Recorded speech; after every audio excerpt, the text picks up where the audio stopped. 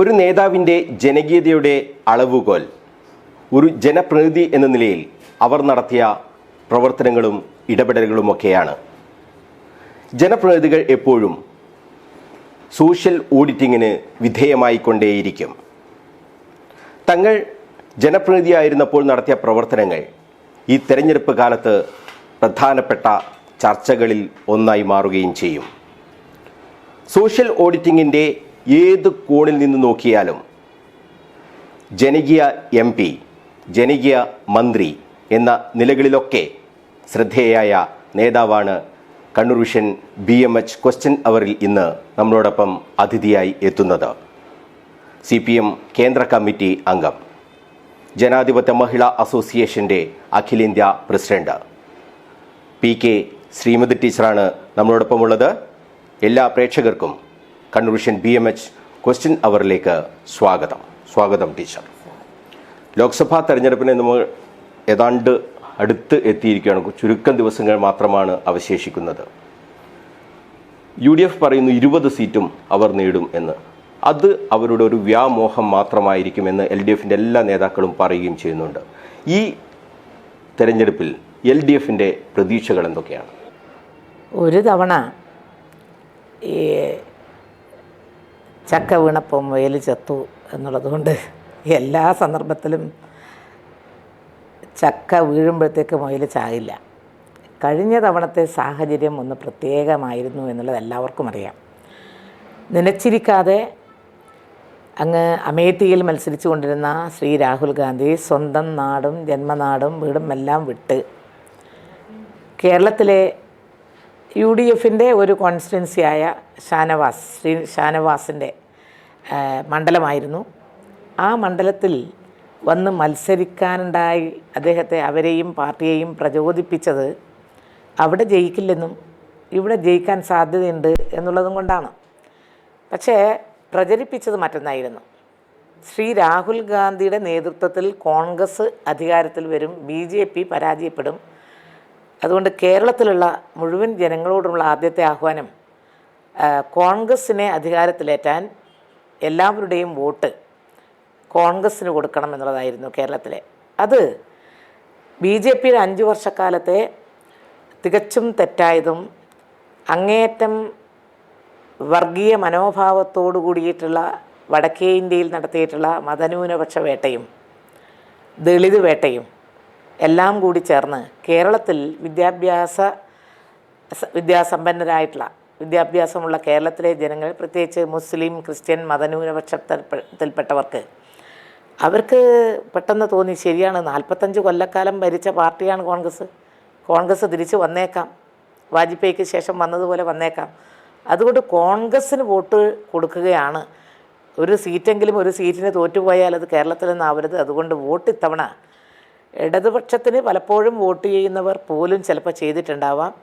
മതന്യൂനപക്ഷം Kannur parliament മണ്ഡലത്തിൻ്റെ പല ഭാഗങ്ങളിലും പരിശോധിച്ച് നോക്കിയപ്പോൾ, ഞാൻ ബൂത്ത് അടിസ്ഥാനത്തിൽ തന്നെ പരിശോധിച്ച് നോക്കിയപ്പോൾ തളിപ്പറമ്പ് ഉൾപ്പെടെ ഇടതുപക്ഷത്തിനോടൊപ്പം ചേർന്ന് നിന്ന് പോകുന്ന പ്രദേശങ്ങളിൽ പോലും വോട്ട് അന്ന് കോൺഗ്രസ്സിന് പോയിട്ടുണ്ട്, UDFന് പോയിട്ടുണ്ട്. അതിൻ്റെ അർത്ഥം രാജ്യത്ത് ഉണ്ടാകാൻ പോകുന്ന അപകടം മണത്ത്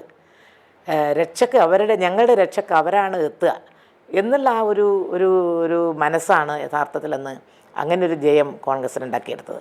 പക്ഷേ ഇപ്പോൾ കോൺഗ്രസിൻ്റെയും നിലപാട് അവർ തിരിച്ചറിയാൻ തുടങ്ങി.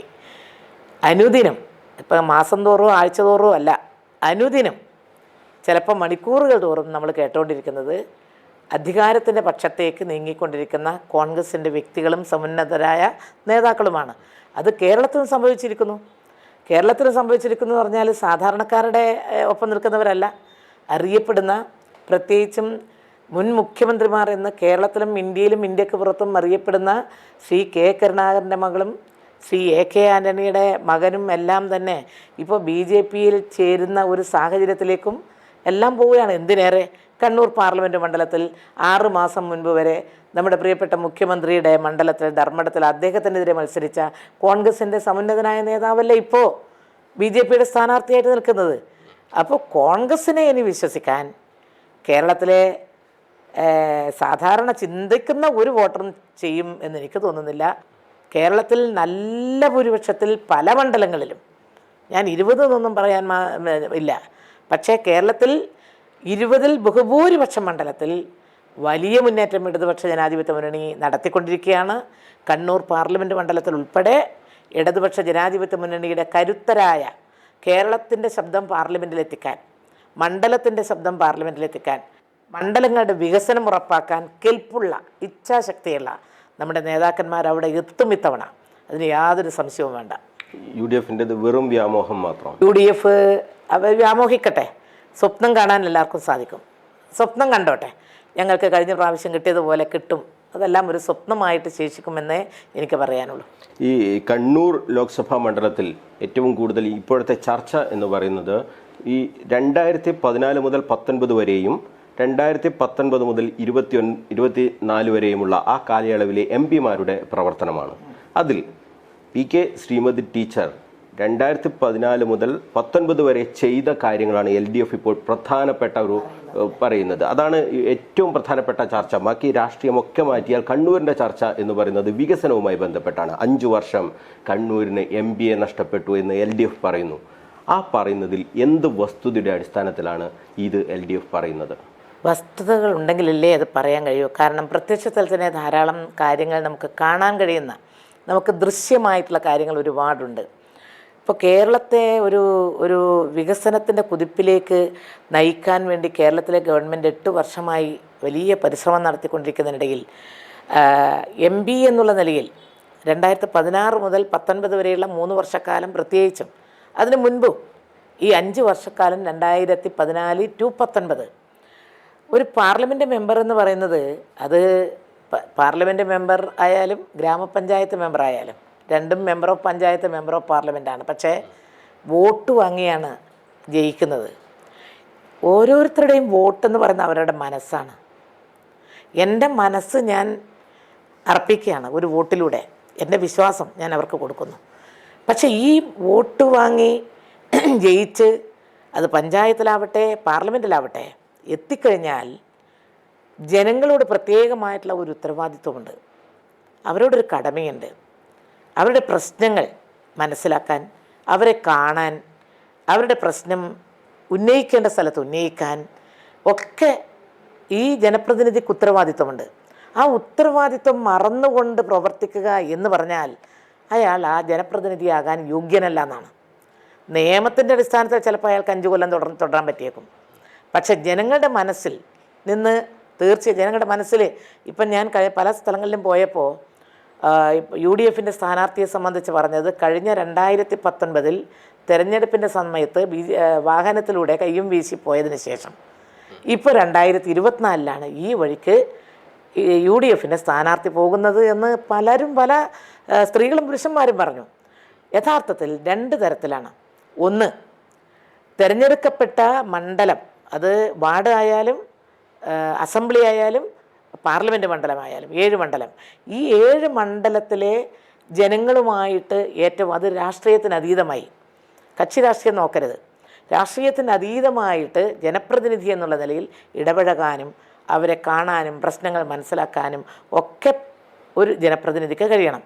അതിൽ UDFിൻ്റെ കഴിഞ്ഞ MP പൂർണ്ണ പരാജയമാണ്. അതിലാർക്കും ഒരു സംശയം ഉണ്ടാകുമെന്ന് തോന്നില്ല. കോൺഗ്രസ്സുകാർക്കും അതിനെക്കുറിച്ച് സംശയം ഉണ്ടാവില്ല. ഇനി തിരഞ്ഞെടുക്കപ്പെട്ട ഒരു ജനപ്രതിനിധി, ഉത്തരവാദപ്പെട്ട, ഇപ്പോൾ ജനാധിപത്യത്തിൻ്റെ ശ്രീകോവിൽ എന്നാണല്ലോ പാർലമെൻറ്റ് പറയുന്നത്, ഈ പാർലമെൻറ്റിനോട് എത്രമാത്രം നീതി പുലർത്തിയിട്ടുണ്ട് കഴിഞ്ഞ 5 കൊല്ലത്തെ MP? അതൊരു ചോദ്യം തന്നെയല്ലേ. ഏറ്റവും കുറഞ്ഞ ഹാജർ നില, പങ്കെടുത്ത ദിവസം തന്നെ സംസാരിക്കാൻ തയ്യാറില്ല, ചോദ്യങ്ങൾ ചോദിക്കുന്നില്ല, സബ്മിഷൻ ഉന്നയിക്കുന്നില്ല, കോളിംഗ് അറ്റൻഷൻ കൊണ്ടുവരുന്നില്ല, കണ്ണൂരിൻ്റെ പ്രശ്നങ്ങൾ അവിടെ അവതരിപ്പിക്കുന്നില്ല. എന്നിട്ട് വേണ്ട കേരളത്തിൻ്റെ, കണ്ണൂരിൻ്റെ തന്നെ പ്രശ്നങ്ങൾ അവതരിപ്പിക്കാത്ത ഒരാൾക്ക് പിന്നെ കേരളത്തിൻ്റെ പ്രശ്നങ്ങൾ എങ്ങനെ അവതരിപ്പിക്കാൻ പറ്റുക? അപ്പോൾ പിന്നീട് അദ്ദേഹം ചോദിക്കുന്നത് കേട്ടു, ഞാൻ എന്താ അവിടെ പോയിട്ട് കളക്കണോ? ഇങ്ങനെയാണോ ഒരു ജനപ്രതിനിധി ചോദിക്കേണ്ടത്? അങ്ങനെ ഒരു ജനപ്രതിനിധിക്ക് ചോദിക്കാൻ പാടുണ്ടോ? ഒരു പ്രശ്നമല്ലേ ഇതെല്ലാം? ഇങ്ങനെ ഈ പൊതുമണ്ഡലത്തിൽ ഇങ്ങനെ കളിക്കുകയല്ലേ, ഇപ്പോൾ സോഷ്യൽ മീഡിയയിൽ കൂടി വരികയല്ലേ, ഞാനെന്താ അവിടെ പോയിട്ട് കിളക്കണോ? ഞങ്ങൾ കിളക്കണ്ട. നിങ്ങൾ ഈ രാജ്യത്തെ സ്നേഹിച്ച് രാജ്യത്തിന് വേണ്ടി ശബ്ദമുയർത്തിയാൽ മതി. നിങ്ങൾ ഈ രാജ്യം തകർക്കപ്പെടുമ്പോൾ, രാജ്യത്തിൻ്റെ ജനാധിപത്യ മൂല്യവും മതനിരപേക്ഷ മൂല്യവും തകർക്കപ്പെടുമ്പോൾ, ഇന്ത്യൻ ഭരണഘടനയ്ക്കെതിരായിട്ടുള്ള നിയമനിർമ്മാണങ്ങൾ നടക്കുമ്പോൾ അവിടെ ശബ്ദമുയർത്താൻ ബാധ്യസ്ഥരാണ് ഒരു മതനിരപേക്ഷ പാർട്ടി. ആ മതനിരപേക്ഷ പാർട്ടിയുടെ കോൺഗ്രസിൻ്റെ സമുന്നതനായ ആദ്യത്തെ നേതാവാണ് KPCC പ്രസിഡൻറ്റ്. KPCC പ്രസിഡൻ്റ് ആയിരിക്കുമ്പോഴാണ് അവിടെ പാർലമെൻറ്റ് മെമ്പറായിട്ടിരിക്കുന്നത്. ഒരുപക്ഷെ കേരളത്തിലെ അവരുടെ 18 പേരിൽ ആദ്യത്തെ ആ ചുമതലക്കാരനാണ് കണ്ണൂരിലെ UDFൻ്റെ സ്ഥാനാർത്ഥി. അദ്ദേഹം അവിടെ പോയിട്ട് എന്ത് ചെയ്തു എന്നതിനെ സംബന്ധിച്ച് ഒന്നുകിൽ പാർലമെൻറ്റിനോട് നീതി പുലർത്തണം, അല്ലെങ്കിൽ വികസന പ്രവർത്തനങ്ങളോട് നീതി പുലർത്തണം, അതല്ലെങ്കിൽ ജനകീയ പ്രശ്നങ്ങളോട് നീതി പുലർത്തണം. ഈ 3 കാര്യത്തിലും UDFൻ്റെ സ്ഥാനാർത്ഥിക്ക് ഒരു ലെവലേശം, ഒരു തരി പോലും നീതി പുലർത്താൻ കഴിഞ്ഞിട്ടില്ല എന്ന് മാത്രമല്ല, ഞാൻ ഇതുമായി ബന്ധപ്പെട്ട് നമ്മുടെ നേതാക്കളെല്ലാം ഇങ്ങനെ സംസാരിക്കുന്നത് കേട്ടതിന് ശേഷം ഞാൻ നമ്മുടെ ഒരു പത്രസമ്മേളനത്തിൽ എടുത്ത് ചോദിച്ചു. 2014 മുതൽ 19 വരെ ഇവിടെയുണ്ട് ഞാൻ. 2014 മുതൽ 19 വരെയുള്ള എൻ്റെ പ്രവർത്തനങ്ങളും ഈ മണ്ഡലത്തിൽ നടത്തിയ വികസന പ്രവർത്തനങ്ങളും സംബന്ധിച്ച് മറ്റേ 25 കോടിയുടെ മാത്രമല്ല, ഇവിടെ കൊണ്ടുവന്ന സെൻട്രൽ റോഡ് ഫണ്ട്, ടൂറിസത്തിൻ്റെ പ്രോജക്റ്റ്, നമ്മൾ നിങ്ങളുടെ പ്രസ് ക്ലബിൻ്റെ തൊട്ടടുത്ത് കാണുന്ന കൈത്തറി ട്രെയിനിങ് കേന്ദ്രം, ഇതുപോലുള്ള റെയിൽവേ സ്റ്റേഷൻ, ഇതുപോലുള്ള കേന്ദ്രങ്ങൾ, ഇതെല്ലാമായി ബന്ധപ്പെട്ടുകൊണ്ട് നടത്തിയിട്ടുള്ള വികസന പ്രവർത്തനങ്ങളെ സംബന്ധിച്ച ഒരു നല്ല പ്രോഗ്രസ് റിപ്പോർട്ട് ഞാൻ 2019 ഇലക്ഷന് മുൻപ് ജനങ്ങളെ മുൻപാകെ സമർപ്പിച്ചു. അതിൻ്റെ കോപ്പി ഇപ്പോഴും എൻ്റെ കയ്യിലുണ്ട്, ഞാൻ സൂക്ഷിച്ചു വെക്കുന്നുണ്ട്. കാരണം അതെൻ്റെ വളരെ പണിപ്പെട്ട് വളരെ 5 കൊല്ലം എന്ന് പറയുന്നത് എന്നെ സംബന്ധിച്ചിടത്തോളം ജീവിതത്തിൽ ഏറ്റവും കഠിനാധ്വാനം ചെയ്തിട്ടുള്ള ഒരു 5 വർഷമായിരുന്നു. ഈ 7 മണ്ഡലം, ഈ കണ്ണൂർ ജില്ല മുഴുവൻ ഇങ്ങനെ ഓടി എല്ലാ ദിവസവും രാവിലെ 7 മണിക്ക് പുറപ്പെട്ടാൽ രാത്രി ഒരു 10 മണിക്ക് തിരിച്ചു വരിക. വയനാട് അങ്ങ് അതിർത്തിയിലൊക്കെ പോയാൽ കർണാടക ബോർഡർ വരെ നമുക്ക് പോകണ്ടേ.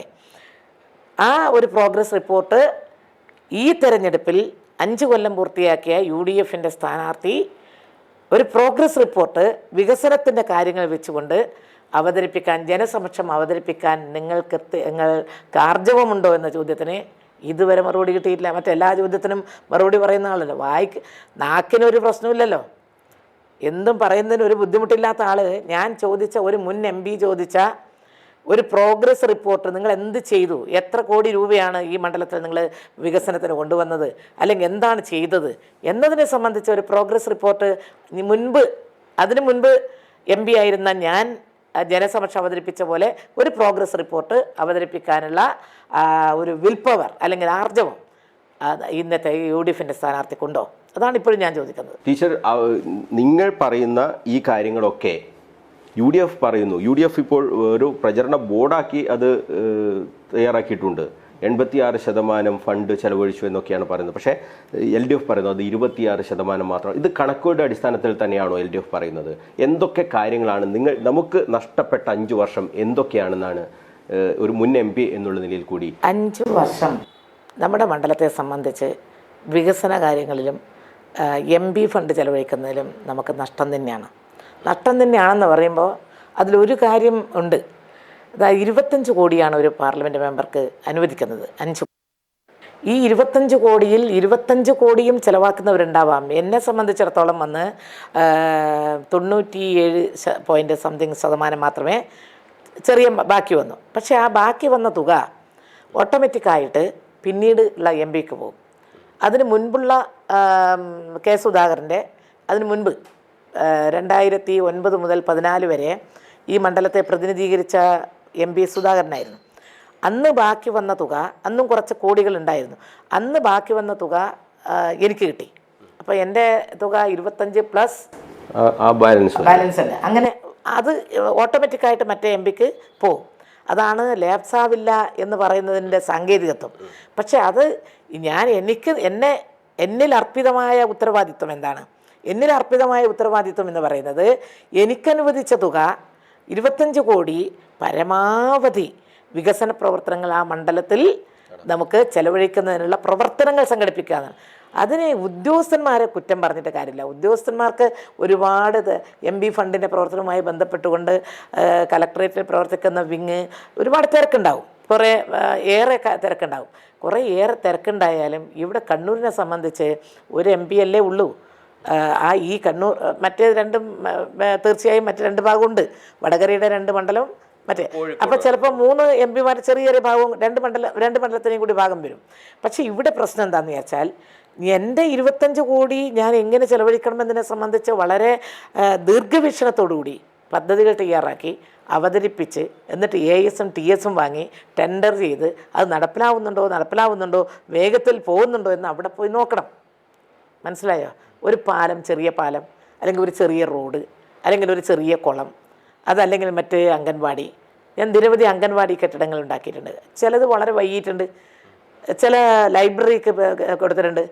കണ്ണൂർ റെയിൽവേ സ്റ്റേഷൻ്റെ കാര്യം തന്നെ വലിയ തോതിലുള്ള കണ്ണൂർ റെയിൽവേ സ്റ്റേഷൻ എന്ന് പറയുന്നത് ഏകദേശം 45 കോടി രൂപ ഈ ചെറിയ ചെറിയ പ്രവർത്തനങ്ങൾക്കായിട്ട് ചെലവഴിച്ചിട്ടുണ്ട്.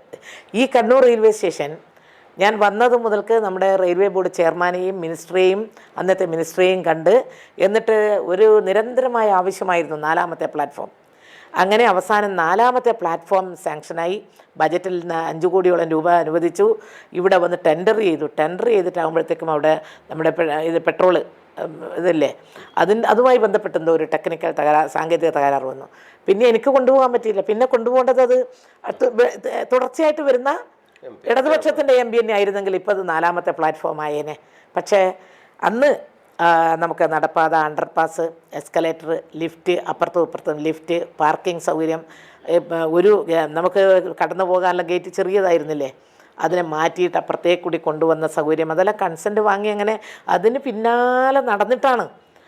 പിന്നാലെ നടന്ന് കോർപ്പറേഷനുമായി ബന്ധപ്പെട്ടുകൊണ്ടും എല്ലാ കാര്യങ്ങളും നമ്മൾ ചെയ്ത് ഇന്ന് കണ്ണൂർ റെയിൽവേ സ്റ്റേഷൻ പ്ലാറ്റ്ഫോം വന്നില്ലെങ്കിൽ പോലും ആളുകൾക്ക് അപ്പുറത്ത് വരുന്നവർക്ക് ലിഫ്റ്റ് കയറിയിട്ട് ഇപ്പുറം ലിഫ്റ്റ് ഇറങ്ങി വരാം.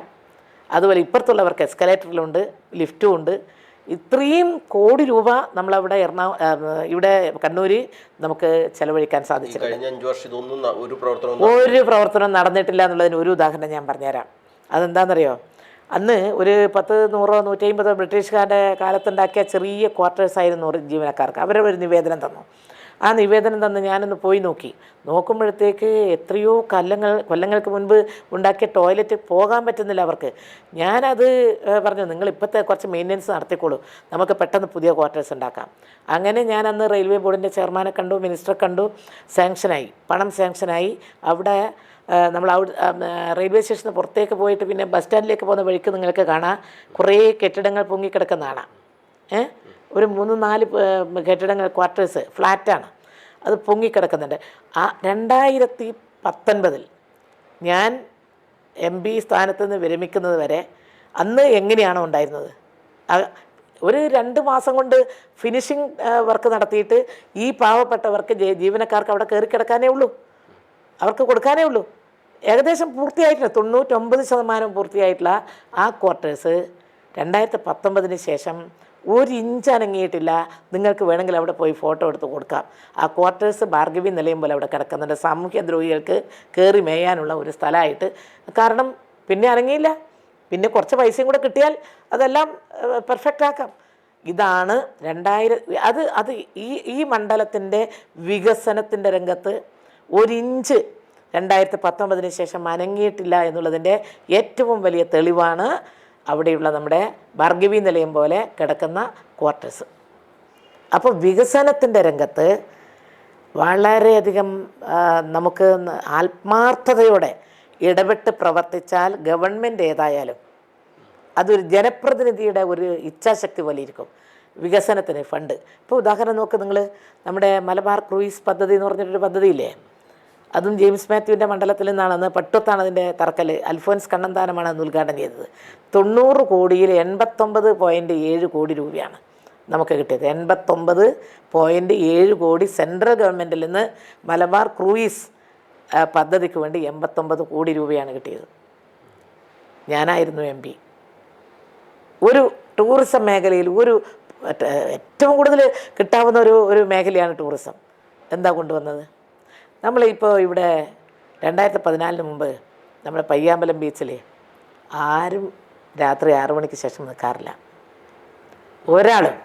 കാരണം ഇരുട്ടാണ്, വെളിച്ചമില്ല, നടക്കാനുള്ള സൗകര്യമില്ല. പക്ഷേ 2014 ശേഷം അതൊന്ന് ശുചിയാക്കണം എന്നുള്ള നിലയിൽ പയ്യാമ്പലത്തുള്ള നമ്മുടെ സ്മൃതി കുടീരവും അതിനുശേഷം ബീച്ചും ഒന്ന് നന്നാക്കണം. പിന്നെ നടപ്പാതയ്ക്ക് വേണ്ടിയിട്ട് നമ്മൾ ശ്രമിച്ചു. അന്ന് നമ്മുടെ LDF ഗവൺമെൻറ്റാണ് ഞാൻ ഈ പ്രപ്പോസൽ കൊടുത്തപ്പോൾ അന്ന് അഴീക്കോട് ഷാജിക്ക് താല്പര്യമേ ഇല്ല, അവരുടെ മണ്ഡലമാണ്, തീരെ താല്പര്യം ഉണ്ടായിരുന്നില്ല. ഞാൻ ഈ പ്രോജക്റ്റ് കൊടുത്ത് അന്ന് കടകംപള്ളി സുരേന്ദ്രൻ മുൻകൈയെടുത്ത് അതിനാവശ്യമായിട്ടുള്ള 3 കോടിയോളം രൂപ തന്നു. ആ രൂപ ചെലവഴിച്ച് അവിടെയുള്ള നടപ്പാത നോക്കൂ. ഇപ്പം നിങ്ങൾ രാവിലെയും വൈകുന്നേരം എത്രയാളുകളാണ് നടക്കുന്നത്. പയ്യാമ്പലം ബീച്ചിൽ ആ വെളിച്ചവും ലാമ്പും ഒക്കെ വന്നപ്പോഴത്തേക്ക് പയ്യാമ്പലം ബീച്ചിൽ സന്ധ്യയ്ക്ക് ശേഷം കൂടുന്ന ആളുകൾ ആയിരക്കണക്കിലല്ലേ. അതെല്ലാം ജനങ്ങൾക്ക് ആവശ്യമല്ലേ. സമുദ്രം കാണാത്തവർ സമുദ്രം കാണാൻ വരുന്നു. ഈ വികസനം എന്ന് പറയുന്നത് ജനങ്ങൾ മനസ്സിലുണ്ടാവണം, ജനങ്ങളുടെ ആവശ്യങ്ങൾ മനസ്സിലുണ്ടാവണം, ജനങ്ങളുടെ ആവശ്യങ്ങൾ കണ്ടറിഞ്ഞ് ഇടപെടാനുള്ള ഒരു ആത്മാർത്ഥതയും ഇച്ഛാശക്തിയും വേണം. അതുണ്ടെങ്കിൽ തീർച്ചയായിട്ടും നമുക്ക് നമ്മുടെ കർമ്മനിരതരായിട്ട് പ്രവർത്തിക്കുന്ന ഒരു MPയെ സംബന്ധിച്ചിടത്തോളം ആ മണ്ഡലത്തിലെ ജനങ്ങൾക്ക് ആവശ്യമായിട്ട് ചെയ്തു കൊടുക്കാൻ സാധിക്കും. പണം ഒരു പ്രശ്നമായിട്ട് വരുന്നില്ല. കാരണം എവിടെയാണ് പണത്തിൻ്റെ സോഴ്സ് എന്ന് കണ്ടെത്തി അത് വാങ്ങിയെടുത്ത് നമുക്ക് നടപ്പിലാക്കാൻ കഴിയുന്നുള്ളതിൻ്റെ ഉദാഹരണമാണ് ഞാൻ ഈ പറഞ്ഞ കുറച്ച് കാര്യങ്ങൾ മാത്രം. ഇനിയും ഇഷ്ടം പോലെ പറയാനുണ്ട്. ഈ കെ സുധാകരൻ ഇവിടെ മത്സരിക്കാനില്ല എന്നുള്ള രീതിയിലാണ് ആദ്യം മുതലേ പറഞ്ഞുകൊണ്ടേയിരുന്നത്. പിന്നീട് അവസാന നിമിഷമാണ് വീണ്ടും അദ്ദേഹം തന്നെ എന്നുള്ള രീതിയിലേക്ക് വന്നത്. അപ്പോൾ ഇനി താൻ മത്സരിക്കാനില്ല എന്നുള്ള രീതിയിൽ ഒരു മണ്ഡലത്തെ ശ്രദ്ധിക്കാതിരുന്നു എന്നുള്ള ഒരു ആരോപണമാണോ LDF ഉന്നയിക്കുന്നത്? അല്ല, ആരോപണം നിലനിൽക്കുന്നതാണ്. അത് LDFന് മാത്രമുള്ളതല്ല. ഈ മണ്ഡലത്തിലുള്ള അദ്ദേഹത്തിന് ഒപ്പം നിൽക്കുന്ന എത്രയോ ആളുകളിൽ നിന്ന് കേട്ടിട്ടുണ്ട്, ഇങ്ങനെയുണ്ട് ഒരു MP, ഇതൊരു പ്രവർത്തിക്കാത്ത MP ആയിപ്പോയല്ലോ. ഒരു പ്രവർത്തിക്കാത്ത MPയെ എങ്ങനെയാണ് ജനങ്ങൾ ഇഷ്ടപ്പെടുകയെന്ന് എനിക്ക് മനസ്സിലാവുന്നില്ല. തീരെ പ്രവർത്തിക്കാത്ത, ജനങ്ങളുടെ കാര്യങ്ങൾ നോക്കാത്ത ഒരു MP എന്നുള്ള നിലയിലാണ് സുധാകരനെ ഇപ്പോൾ എല്ലാവരും കാണുന്നത്. സുധാകരൻ ഇങ്ങനെ അത് പറഞ്ഞു ഇത് പറഞ്ഞു, അങ്ങനെ അദ്ദേഹത്തിൻ്റെ വാക്കുകൾ ഈ അടുത്ത കാലത്ത് എല്ലാം ഒരു അങ്ങോട്ടും ഇങ്ങോട്ടും ഒരു പരസ്പര വിരുദ്ധമായിട്ടുള്ള കാര്യങ്ങൾ പലപ്പോഴും സംസാരിക്കുന്നത്. എന്താണെന്ന് വെച്ചാൽ ഞാൻ മത്സരിക്കുന്നേ ഇല്ല, എനിക്ക് മത്സരിക്കാൻ താല്പര്യമില്ല, എനിക്ക് അങ്ങോട്ട് പാർലമെൻറ്റിൽ പോകാൻ താല്പര്യമില്ല എന്ന് അദ്ദേഹം പറയുന്നു. പക്ഷേ അവസാനം അങ്ങനെ ഒരു KPCC പ്രസിഡൻ്റ് സ്ഥാനത്തിരിക്കുന്ന ഒരു വ്യക്തി ഞാൻ ഇനി മത്സരിക്കുന്നില്ല പാർലമെൻറ്റിൽ എന്ന് പറഞ്ഞാൽ അതിൽ അടിയുറച്ച് നിൽക്കാൻ കഴിയണ്ടേ? KPCC പ്രസിഡൻ്റ് അല്ലേ അദ്ദേഹം. പറഞ്ഞാൽ അത് പിന്നെ AICC അനുസരിക്കാതിരിക്കുമോ? ഇല്ല, ഞാനില്ല പാർലമെൻറ്റിലേക്ക് മത്സരിക്കാൻ, ഞാൻ സംഘടനയുടെ പ്രസിഡൻ്റാണ്, അതുകൊണ്ട് എനിക്കതിനോട് താല്പര്യമില്ല എന്ന് പറഞ്ഞാൽ അതിൽ നിൽക്കണം. അതാണ് ഈ എന്താണ് കീറച്ചാക്കും അങ്ങനെ എന്തോ ഒരു പഴഞ്ചൊല്ലുണ്ട്. ഈ പറയുന്ന വാക്കുകൾക്ക് ഒരു വിലയില്ലാത്തൊരു സ്ഥിതി അങ്ങനെ വരാൻ പാടില്ല. നേതാക്കന്മാർ പറയുന്ന കാര്യങ്ങൾ അത് സൂക്ഷിച്ച് പറഞ്ഞാൽ മതി. അതൊന്ന് അതിന് അദ്ദേഹത്തിന് ഒരു ചെറിയ കുറ്റബോധം അദ്ദേഹത്തെ നയിക്കുന്നുണ്ടാവാം. കാരണം ഈ 5 വർഷം ജനങ്ങളെ സമീപിക്കാതെ ജനങ്ങളെ കാണാത്ത ഒരു ജനപ്രതിനിധിയാണ് ഞാൻ എന്ന ഉള്ളിൻ്റെ ഉള്ളിൽ ഒരു ബോധം അദ്ദേഹത്തെ നയിക്കുന്നുണ്ട്. അതാണ് അദ്ദേഹത്തെ അങ്ങനെ പ്രേരിപ്പിച്ചത് ഞാനില്ലാന്ന്. പക്ഷേ അവസാനം വന്നപ്പോഴത്തേക്ക് എല്ലാവരും കൂടി തെരഞ്ഞെടുപ്പിൽ മത്സരിക്കുമ്പോഴത്തേക്ക് മത്സരിക്കണം എന്നുള്ള ആഗ്രഹം, അങ്ങനെ മത്സരിക്കുകയും ചെയ്തു. ശരി, മത്സരിച്ചോട്ടെ, അതവരുടെ ഇഷ്ടമാണ്. പക്ഷേ അങ്ങനെ മത്സരിക്കാൻ വേണ്ടി വരുമ്പോൾ അല്പം വൈക്ലഭ്യം ഉള്ളവർ, അതായത് ഞാൻ ഈ കഴിഞ്ഞ 5 വർഷം പ്രവർത്തിക്കാത്ത ഒരാളാണെന്നുള്ള സ്വയം ബോധം ഉണ്ടായിരുന്നെങ്കിൽ ജനങ്ങളെ വീണ്ടും സമീപിക്കുമ്പോൾ ഉണ്ടാകുന്ന സാധാരണ രീതിയിലുണ്ടാകുന്ന ഒരു വൈക്ലഭ്യം ഉണ്ടാവുമല്ലോ, ഒരു മനസാക്ഷി കുത്ത് എന്ന് പറയും. ഈ മനസാക്ഷി കുത്ത് അദ്ദേഹത്തിനില്ലേ എനിക്ക് തോന്നിയിട്ടുണ്ട്. എങ്ങനെയാണ് മറ്റുള്ള സ്ഥലത്തേക്കൊക്കെ പോവുക? അദ്ദേഹത്തിന് കുറേ വോട്ട് കിട്ടുമായിരിക്കാം, പക്ഷെ അതല്ല വിഷയം. കുറേ കോൺഗ്രസ്സുകാരുടെ പിന്തുണ അദ്ദേഹത്തിനുണ്ടാവാം, പക്ഷേ അതല്ലല്ലോ വിഷയം. പ്രവർത്തിക്കാൻ താല്പര്യമില്ലാതെ ഇങ്ങനെ പല കാര്യങ്ങളിലും നടന്ന, പലപ്പോഴും പലതും വൈരുദ്ധ്യം നിറഞ്ഞ വാക്കുകൾ പ്രയോഗിച്ച അദ്ദേഹത്തിന് യഥാർത്ഥത്തിൽ മത്സരിക്കാനുള്ള യോഗ്യത ഉണ്ടോ? ഇല്ല. അദ്ദേഹത്തിനെ സംബന്ധിച്ച് പറയുമ്പോൾ മറ്റു ചില കാര്യങ്ങളും കൂടി എനിക്ക് പലപ്പോഴും തോന്നിയിട്ടുണ്ട്. ഒരു ഉന്നതനായ രാഷ്ട്രീയ നേതാവ്, പ്രത്യേകിച്ച് കോൺഗ്രസിൻ്റെ പ്രസിഡൻ്റാണ് അദ്ദേഹം. അങ്ങനെ ആ സ്ഥാനത്തിരിക്കുന്ന ഒരു വ്യക്തിക്ക് പറയാൻ പാടില്ലാത്ത ഒട്ടേറെ കാര്യങ്ങൾ അദ്ദേഹം നമ്മുടെ ഈ കേരളത്തിലെ മതനിരപേക്ഷ മനസ്സിനോട് പറഞ്ഞിട്ടുണ്ട്. കേരളത്തിലെ മതനിരപേക്ഷ മനസ്സ്, ജനങ്ങളുടെ മതനിരപേക്ഷ മനസ്സിനെ പോർലേൽപ്പിക്കത്തക്ക വിധത്തിലുള്ള പ്രസ്താവനകൾ ഒരു കാരണവശാലും ഒരു മതനിരപേക്ഷ പാർട്ടിയായിട്ടുള്ള, ജനാധിപത്യ പാർട്ടിയായിട്ടുള്ള കോൺഗ്രസിൻ്റെ നേതാവിൽ നിന്നുണ്ടാകാൻ പാടില്ല. ഒരു ഉദാഹരണം, വളരെ വളരെ ഒരു അഡമൻ്റായിട്ട് അദ്ദേഹം പറയുകയാണ്, I will go with BJP. പറഞ്ഞില്ലേ? ആർക്കെങ്കിലും നിഷേധിക്കാൻ പറ്റുമോ? ഞാൻ BJPയിൽ പോകും, BJP-യിൽ പോകും ഞാൻ എന്ന് സുധാകരൻ പറഞ്ഞു എന്ന് മാത്രമല്ല, BJP-യിൽ ഞാൻ പോകുന്നതിനെ സംബന്ധിച്ച് ഞാൻ തീരുമാനിച്ചാൽ അതിനാരുടെയും സമ്മതം വേണ്ട. അതൊരു ധാർഷ്ട്യത്തിൻ്റെ വാക്കുകളാണ്. ആരുടെയും സമ്മതം വേണ്ട എന്നൊക്കെ പറയുമ്പോൾ അതിൻ്റെ മുകളിൽ ആളില്ലേ? അപ്പോൾ ആർക്കും എപ്പോഴും പോകാം. അതിപ്പോൾ കേരളത്തിലും തെളിഞ്ഞുകൊണ്ടിരിക്കുകയാണ്. ഈ വാക്കല്ലേ മറ്റുള്ളവർക്ക് പ്രേരണയായിട്ടുണ്ടാവുക? തൊട്ടതിനും തൊടുന്നതിനും ഒക്കെ പ്രതികരിക്കുന്ന ഒരാളാണല്ലോ അദ്ദേഹം. ഈ നമ്മുടെ മുൻ മുഖ്യമന്ത്രി K. കരുണാകരൻ്റെ മകളും ശ്രീ AK ആൻ്റണിയുടെ മകനും എല്ലാം ഇങ്ങനെ പോയിക്കൊണ്ടിരുന്നപ്പോൾ, കണ്ണൂർ ജില്ലയിൽ തന്നെ ചില ഉന്നതരായ നേതാക്കൾ ഇങ്ങനെ പോയിക്കൊണ്ടിരുന്നപ്പോൾ ശക്തമായ നിലപാടോടുകൂടി ഈ വർഗീയ പാർട്ടിയിൽ പോകുന്നത് ശരിയല്ല, അതല്ല നമ്മുടെ നിലപാട്, ഇത് ശരിയല്ല എന്ന് ഇനി പോകാൻ വേണ്ടി തയ്യാറെടുക്കുന്ന ഓൺ യുവർ മാർക്കിൽ നിൽക്കുന്ന കുറേ ആളുകളുണ്ടാവുമല്ലോ. അവരോട് പറയണ്ടേ? അവർക്ക് ആ മെസ്സേജ് കൊടുക്കണ്ടേ? മെസ്സേജ് കൊടുത്തിട്ടുണ്ടോ? ഇല്ല. അതിൻ്റെ അർത്ഥം കോൺഗ്രസ് ദുർബലമായി പോയാൽ ഏത് സന്ദർഭത്തിലും തനിക്ക് പോകാനുള്ള ഒരിടമാണ് അത് എന്ന് അദ്ദേഹം തുറന്നു പറഞ്ഞിട്ടുണ്ട്.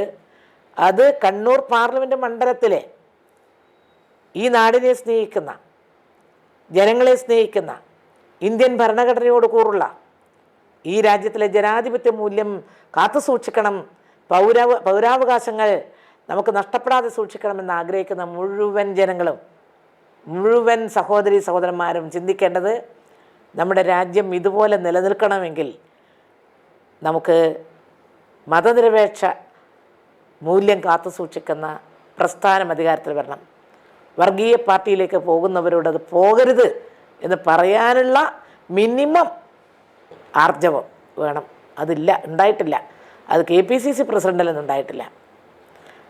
ഇപ്പോൾ ആക്ടിംഗ് പ്രസിഡന്റായ MM ഹസനോട് ചോദിച്ചപ്പോൾ നിങ്ങളെന്താ CAA കുറിച്ച് പറയാത്തത്? മനസ്സില്ല, എനിക്ക് മനസ്സില്ല പറയാം, ഞങ്ങൾക്ക് മനസ്സില്ല. എന്താ കൊടുക്കുന്ന മെസ്സേജ്? ഈ കഴിഞ്ഞ 77-ാമത്തെ വർഷമായി, 76 വർഷവും ഈ പൗരത്വ നിയമ ഭേദഗതി ഇല്ലാതെ തന്നെ നമ്മൾ സുന്ദരമായി ജീവിച്ചില്ലേ? മതസൗഹാർദ്ദം ഊട്ടിയുറപ്പിക്കണമെന്ന് നമ്മൾ ആഗ്രഹിച്ചിട്ട് അതിനനുസരിച്ച് പ്രവർത്തിച്ചില്ലേ? ഇപ്പോൾ ഏറ്റവും അവസാനം അമിത്ഷായുടെ നേതൃത്വത്തിൽ ഈ ബില്ല് പാസ്സാക്കി നിയമമാക്കി എന്നിട്ട് ചട്ടങ്ങൾ വിജ്ഞാപനം ചെയ്യുമ്പോൾ അതിശക്തമായ നിലപാട് സ്വീകരിക്കേണ്ടുന്ന KPCC പ്രസിഡന്റും ആക്ടിംഗ് പ്രസിഡന്റും മറ്റ് നേതാക്കന്മാരും ഇതിനോട് എന്ത് പ്രകടനപത്രികയിൽ പറഞ്ഞിട്ടില്ലല്ലോ. അത് പറയുമോ? പത്രക്കാർ ചോദിച്ച ചോദ്യം നിങ്ങൾ എന്താ CAA അഭിപ്രായം എന്നും പറയാത്തത്? ഞങ്ങൾക്കതിന് മനസ്സില്ല, പറയാൻ മനസ്സില്ല. കാരണം ഏത് സമയത്തും ദുർബലമായിക്കൊണ്ടിരിക്കുന്ന കോൺഗ്രസ് എന്ന് പറയുന്ന ഈ ദേശീയ പാർട്ടി, അവർ പ്രത്യേകിച്ചും കേരളത്തിൽ അവർ വളരെ അവസരവാദത്തിന് ചളിക്കുണ്ടിലകപ്പെട്ട് വരികയാണ്. ഈ രാജ്യം ഭരിക്കുന്ന ഇന്നത്തെ BJP-യുടെ അപകടകരമായ പോക്കിന് തടയിടാൻ നിശ്ചയദാർഢ്യത്തോടുകൂടി പ്രതികരിക്കാനോ പ്രവർത്തിക്കാനോ കഴിയാത്തൊരു പാർട്ടിയായിട്ട് മാറുകയാണ്. ഇപ്പം ഇന്നലെ ശ്രീ രാഹുൽ ഗാന്ധി ഇവിടെ പ്രസംഗിച്ചു. രാഹുൽ ഗാന്ധി നടത്തിയ പ്രസംഗം എന്താണെന്നറിയോ? ഞാൻ ശക്തമായിട്ട് മോഡിജിക്കെതിരെ പ്രസംഗിക്കുന്നു. ഇന്നലെ എന്താണ് പറഞ്ഞത് അദ്ദേഹം? അത് വെച്ചുകൊണ്ട് തന്നെ ഞാൻ ശക്തമായിട്ട് നരേന്ദ്രമോദിജിയെക്കെതിരെ എതിർക്കുന്നു. പക്ഷേ ഇവിടെ കേരളത്തിൻ്റെ മുഖ്യമന്ത്രി എന്ത് ചെയ്യുന്നു? എന്നെ എതിർക്കുന്നു എന്ന്. കേരള മുഖ്യമന്ത്രി രാഹുൽ ഗാന്ധിയെ എതിർക്കുന്നു. കേരളത്തിൻ്റെ പ്രിയപ്പെട്ട മുഖ്യമന്ത്രി പല ഘട്ടങ്ങളിൽ രാഹുൽ ഗാന്ധിയെ എതിർക്കേണ്ടി വന്നിട്ടുള്ള കോൺഗ്രസിൻ്റെ അവസരവാദപരമായ തെറ്റായ നിലപാടിനെതിരെയാണ്. ഇന്ത്യൻ പ്രധാനമന്ത്രിയും അമിത്ഷായും എടുക്കുന്ന തെറ്റായ നിലപാടിനെതിരെ ഇത്രത്തോളം എതിർത്ത മുഖ്യമന്ത്രി അല്ലെങ്കിൽ ഇത്രത്തോളം എതിർത്ത പാർട്ടിയുടെ ഒരു നേതാവ് പറയണം. ഈ സിറ്റിസൺസ് അമെൻമെൻറ്റ് ആക്ട്, പൗരത്വ നിയമ ഭേദഗതി പാർലമെൻറ്റിൽ പാസ്സാക്കിയ ആ നിമിഷം ഈ കേരളത്തിൽ നിന്ന് ഉയർന്നു വന്ന ശബ്ദം ഇന്ത്യയിലെ പലരെയും ആകർഷിച്ചതല്ലേ? നിങ്ങൾ ആ നിയമം അവിടെ പാസ്സാക്കിക്കൊള്ളൂ, പക്ഷേ ആ നിയമവും കൊണ്ട് കേരളത്തിലോട്ട് വരണ്ട. ഞങ്ങൾ ആ നിയമം നടപ്പിലാക്കാനുള്ള ഒരു നടപടി ഇവിടെ സ്വീകരിക്കില്ല. ഇവിടെ കേരളത്തിലെല്ലാവരും ഒരേപോലെ അവകാശമുള്ള പൗരന്മാരായിരിക്കും. ഒരാൾക്കും പക്ഷഭേദമില്ല. CAA ഇവിടെ നടപ്പിലാക്കില്ല. അതല്ലേ പറഞ്ഞത്? ചട്ടങ്ങൾ വന്നപ്പോൾ വീണ്ടും പറഞ്ഞില്ലേ? ഈ ഒരു അഭിപ്രായം മുഖ്യമന്ത്രി പറഞ്ഞപ്പോഴാണല്ലോ ഇന്ത്യയിലെ പല ഭാഗങ്ങളിൽ നിന്നും BJP ഇതര മുഖ്യമന്ത്രിമാരും അതിനനുസരിച്ച് നിന്നത്. എത്ര തവണ രാജ്യം ഭരിക്കുന്ന ഗവൺമെൻറ്റിനെതിരെ BJP ഗവൺമെൻറ്റിനെതിരെ സമരം ചെയ്യാൻ ഇതിനു മുൻപ് ഏതെങ്കിലും ഒരു ഗവൺമെൻറ് ആകെ പോയിട്ടുണ്ടോ? അവിടെ മോഡിജിയെ എതിർക്കാത്തതാണത്. നരേന്ദ്രമോദി ഗവൺമെൻറ്റിനെ എതിർക്കാൻ വേണ്ടി സമരത്തിനെത്തിയ പോരാട്ടത്തിനെത്തിയ ഒരു ഗവൺമെൻറ്റിന് നേതൃത്വം കൊടുത്ത നേതാവല്ലേ നമ്മുടെ പ്രിയപ്പെട്ട മുഖ്യമന്ത്രി അല്ലേ? അത് മാത്രമാണോ ഗവൺമെൻറ്, കേന്ദ്ര ഗവൺമെൻറ് 57,000 കോടി രൂപ തരുന്നതിനെ സംബന്ധിച്ച് ആവർത്തിച്ച് പറഞ്ഞിട്ടും തരാഞ്ഞപ്പോൾ നിങ്ങൾ തരുന്നില്ലെങ്കിൽ ഞങ്ങൾ സുപ്രീം കോടതിയിൽ പോകും. ഏത് ഗവൺമെൻറ്റാണ് ഇന്ത്യയുടെ ചരിത്രത്തിൽ ഒരു കേന്ദ്ര സർക്കാരിനെതിരെ സുപ്രീം കോടതിയിൽ പോയിട്ടുള്ളത്? കേരളത്തിലെ മുഖ്യമന്ത്രി നേതൃത്വം കൊടുക്കുന്ന ഗവൺമെൻറ്റല്ലേ പോയത്? ആ സുപ്രീം കോടതിയുടെ, ബഹുമാനപ്പെട്ട സുപ്രീം കോടതിയുടെ ഇടപെടലിലൂടെയല്ലേ നമുക്ക് കടമെടുക്കാനുള്ള അംഗീകാരവും കുറച്ച് പൈസയൊക്കെ കിട്ടിയത്? എന്തിനാണ് കേരളത്തോട് ഇത്രമാത്രം ക്രൂരത കേന്ദ്ര സർക്കാർ കാണിക്കുന്നത്? ആ നിലപാടിനോട്, ആ കേന്ദ്ര സർക്കാർ സ്വീകരിക്കുന്ന തെറ്റായ നിലപാടിനോട് എന്തായിരുന്നു വയനാടുകാരൻ MP ആയ ശ്രീ രാഹുലിൻ്റെ നിലപാട്? പാർലമെൻറ്റിൽ മിണ്ടിയോ? പാർലമെൻറ്റിൽ മിണ്ടിയില്ലെന്ന് മാത്രമല്ല, ഈ സമരത്തിൽ പങ്കെടുത്ത ഒരു ദിവസത്തെ സമരം ഇവിടെ നടക്കുമ്പോൾ 18 MP UDF-ന്, രാഹുൽ ജി ഉൾപ്പെടെ.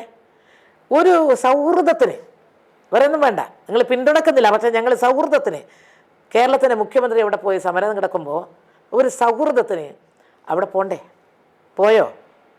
അപ്പോൾ കേരളത്തിന് വേണ്ടി ശബ്ദിക്കാൻ നിങ്ങളില്ല, കേരളത്തിന് വേണ്ടി വികസന പ്രവർത്തന ഫണ്ട് കൊണ്ടുവരില്ല. അപ്പം കിട്ടുന്ന സന്ദർഭങ്ങളിലൊക്കെ കേരളത്തിനെ എതിർക്കുകയും ചെയ്യുന്ന നിലപാടല്ലേ കോൺഗ്രസ് എടുക്കുന്നത്? അല്ലേ? അതല്ലേ എടുക്കുന്നത്? അപ്പോൾ 18 MP അവിടെ തിരിഞ്ഞു നോക്കിയിട്ടില്ല കേട്ടോ. പിന്നെ കേരളത്തിന് എങ്ങനെ പ്രതിനിധീകരിക്കും അവർ? കേരളത്തിലെ പ്രതിനിധികൾ എങ്ങനെ അവരെ പറയും? അപ്പോൾ ഇന്നലെ പ്രസംഗിച്ച രാഹുൽ ഗാന്ധി പറയുന്നതാണ്, ഞാൻ മോഡിജിയെ എതിർക്കുന്നു. ഇവിടെ കേരളമാണ് രാജ്യം ഭരിക്കുന്ന BJP ഗവൺമെൻറ്റിനെ അതിശക്തമായി എതിർത്തുകൊണ്ടിരിക്കുന്നത്. കേരളം ഗവൺമെൻറ് എന്ന് പറയുമ്പോൾ ഞങ്ങളുടെ പാർട്ടിയുടെ PB മെമ്പർ ആണ് നമ്മുടെ കേരളത്തിൻ്റെ മുഖ്യമന്ത്രി. അദ്ദേഹമാണ് ഈ ഗവൺമെൻറ്റിൻ്റെ വർഗീയ നയത്തെ അങ്ങേയറ്റത്തെ ഏറ്റവും ശക്തമായിട്ട് അത് എതിർക്കുകയും പ്രതികരിക്കുകയും ചെയ്തുകൊണ്ടിരിക്കുന്നത്. എന്നിട്ടാണ് ഇന്നലെ നമ്മുടെ സ്റ്റേഡിയത്തിൽ വെച്ച് പ്രസംഗിക്കുന്നത് ശ്രീ രാഹുൽ ഗാന്ധി പ്രസംഗിക്കുന്നത്, ഞാൻ മോഡിജിയെ എതിർക്കുന്നു, ഒരു കാര്യവുമില്ലാതെ കേരള മുഖ്യമന്ത്രി എന്നെ എതിർക്കുന്നു. അതാണോ ശരി?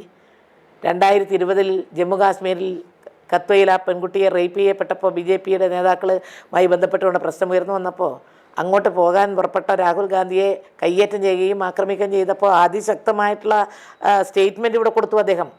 ഇത് തെറ്റായിപ്പോയി ഒരു ജനപ്രതിനിധിയെ ഈ രൂപത്തിൽ ആക്രമിച്ചത്. ഈ റീസെൻ്റായിട്ട് 2023 രാഹുൽ ഗാന്ധിയെ അറസ്റ്റ് ചെയ്തില്ലേ ED? അറസ്റ്റ് ചെയ്തത് എന്താണെന്ന് നമുക്കറിയില്ല. അറസ്റ്റ് ചെയ്തു, ED അറസ്റ്റ് ചെയ്തു. എന്നിട്ട് ഉടനെ അദ്ദേഹത്തിൻ്റെ അംഗത്വം ശരിയാണോ? അത് BJP സ്വീകരിച്ച തെറ്റായ നിലപാട്.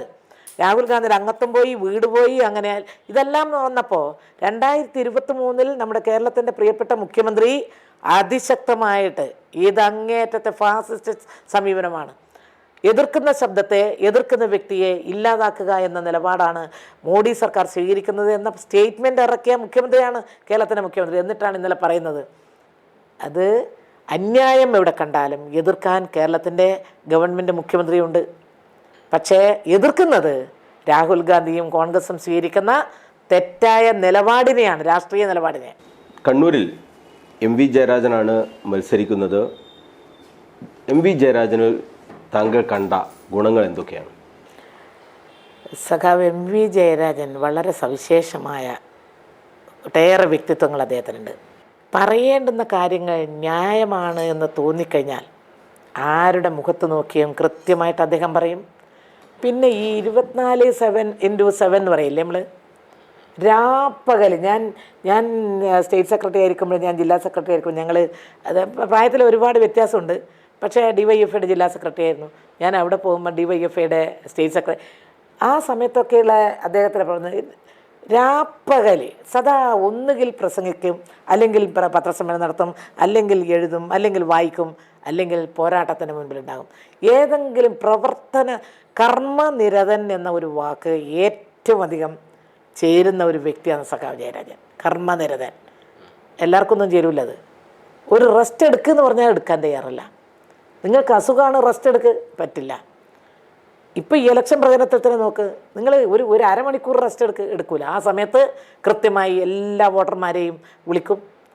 നിങ്ങൾ അല്പം ഒരു അസുഖം ഉണ്ടായതാ ഇപ്പം അത് എനിക്കൊരു അത്ഭുതം തോന്നുന്നു. ഈ 1.5 മാസക്കാലം ഇത്രയേറെ കഠിനാധ്വാനം ചെയ്തിട്ടും സഖാവ് MV ജയരാജൻ വളരെ ഫ്രഷായിട്ട് അതാണ് മനസ്സിൻ്റെ ഒരു ഉറപ്പ്, അദ്ദേഹത്തിൻ്റെ മനസ്സിൻ്റെ ഒരു കരുത്തിനാണ് അദ്ദേഹം, കരുത്തിനാണ് സഖാവ് ജയരാജൻ. ആർക്കും എപ്പോൾ വേണമെങ്കിലും ഏത് സമയത്ത് വേണമെങ്കിലും എനിക്ക് കാണണം, അപ്പോൾ പരിഹരിക്കാൻ കഴിയുന്ന പ്രശ്നം അപ്പം തന്നെ വിളിച്ചിട്ട് പരിഹരിക്കുക. പിന്നെ നിയമം കലക്കി കുടിച്ച ആളാണ് കേട്ടോ. അഡ്വക്കേറ്റ് ആണെന്ന് മാത്രമൊന്നുമല്ല, എല്ലാവരും അഡ്വക്കേറ്റ് ആണെങ്കിലും ഈ ജയരാജന് നിയമവുമായിട്ട് നല്ല ഏത് പ്രശ്നത്തിലും വായിച്ച് പഠിച്ച് അതിനെ സംബന്ധിച്ച് കൃത്യമായി, എന്നാലും പഠിക്കുമ്പോൾ അങ്ങനെ വളരെ ബ്രില്യൻ്റായിരുന്നു, വളരെ ബ്രില്യൻ്റായ ഒരു കുട്ടിയാണ്. അഡ്വക്കേറ്റ് ബിരുദം എടുത്തതിന് ശേഷം, LLB കഴിഞ്ഞതിന് ശേഷം ഇടയ്ക്ക് പ്രാക്ടീസ് ചെയ്യാൻ വേണ്ടി പോയപ്പോൾ പിന്നെ പാർട്ടി പറഞ്ഞു ഫുൾ ടൈമറായിട്ട് നമ്മൾ നിൽക്കണമെന്ന് പറഞ്ഞപ്പോൾ വലിയ സുപ്രീം കോടതിയിലെത്തേണ്ട ആളെ അത്ര ഭയങ്കരമാണ് വാദവും അതുപോലെ തന്നെ ഈ നിയമവിജ്ഞാനവും.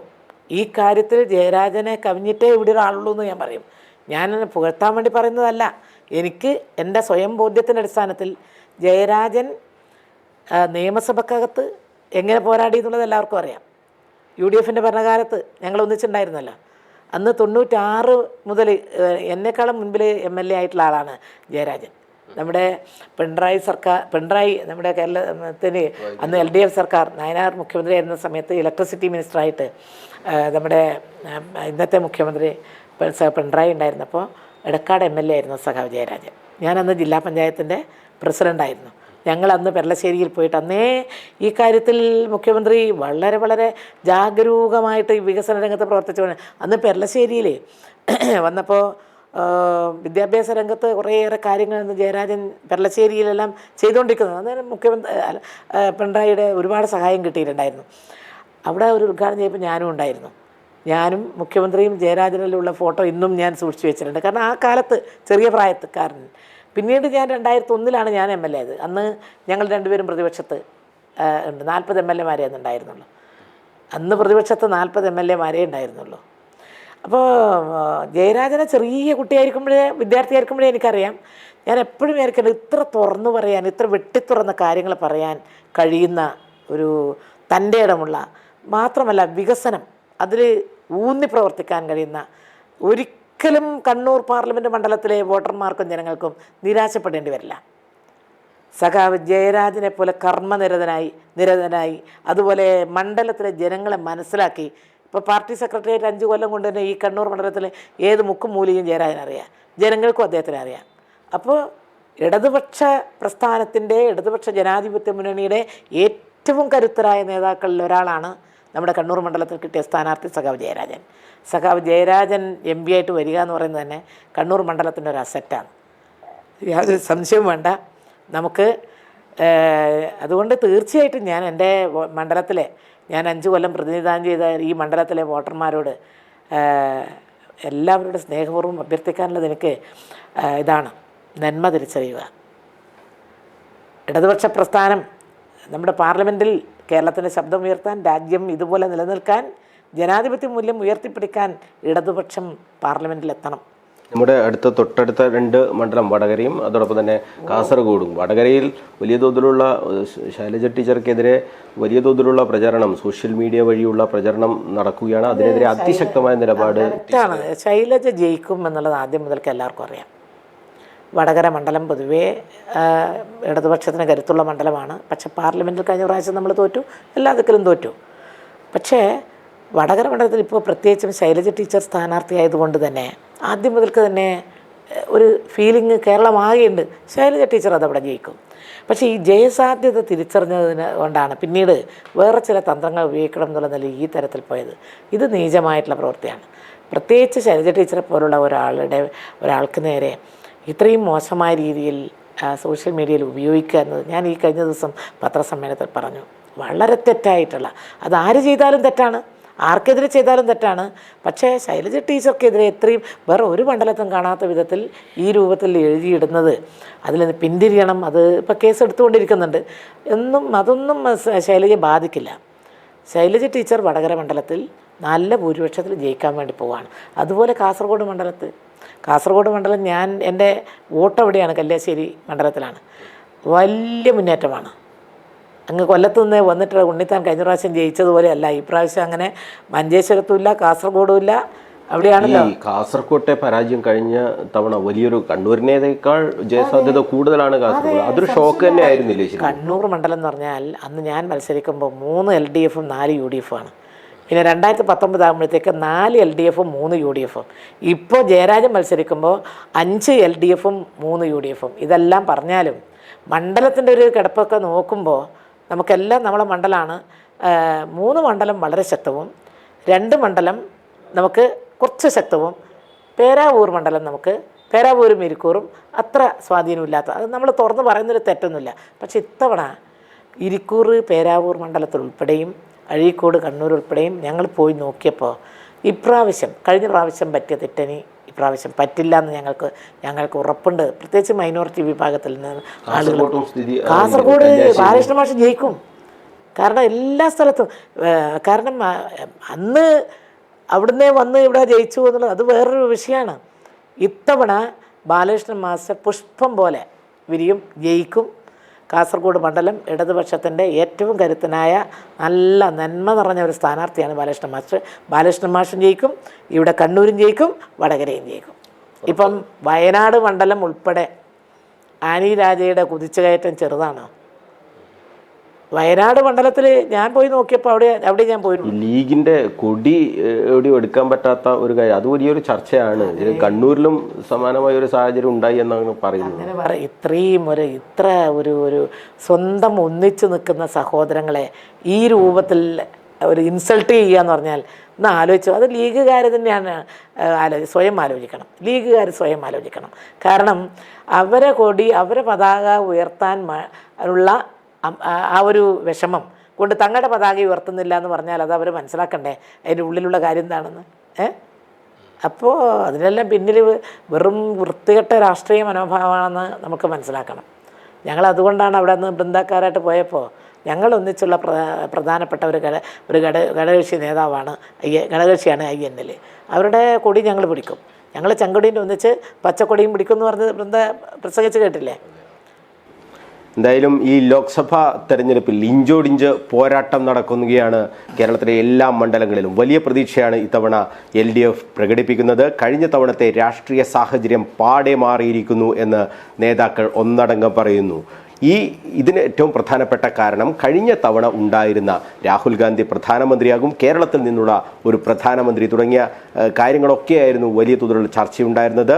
അതോടൊപ്പം തന്നെ മത ന്യൂനപക്ഷ വിഭാഗങ്ങളിൽ ഉണ്ടായ വലിയ തോതിലുള്ള ധ്രുവീകരണം, ഇതൊന്നും ഇത്തവണ ഉണ്ടാകാൻ പോകുന്നില്ല. ആ കാര്യങ്ങളൊക്കെ തന്നെ എല്ലാ മതവിഭാഗങ്ങളും മനസ്സിലാക്കിയിട്ടുണ്ട് എന്ന് തന്നെയാണ് LDFിൻ്റെ എല്ലാ നേതാക്കളും പറയുന്നത്. അതുതന്നെയാണ് PK ശ്രീമതി ടീച്ചറും വ്യക്തമാക്കിയത്. അതോടൊപ്പം തന്നെ ഈ കണ്ണൂർ മണ്ഡലത്തിൽ കണ്ണൂരിൻ്റെ MP എന്നുള്ള നിലയിൽ, ജനകീയ MP എന്നുള്ള നിലയിൽ പേരെടുത്ത ശ്രീമതി ടീച്ചർ പറയുന്നു, ആ കാലത്തെ 2014 മുതൽ 19 വരെയുള്ള തൻ്റെ പ്രവർത്തനവും അതിനുശേഷമുള്ള ഇപ്പോഴത്തെ MP-യുടെ പ്രവർത്തനവും നിങ്ങൾ താരതമ്യം ചെയ്യൂ, വെല്ലുവിളിക്കുകയാണ് UDFിനെ.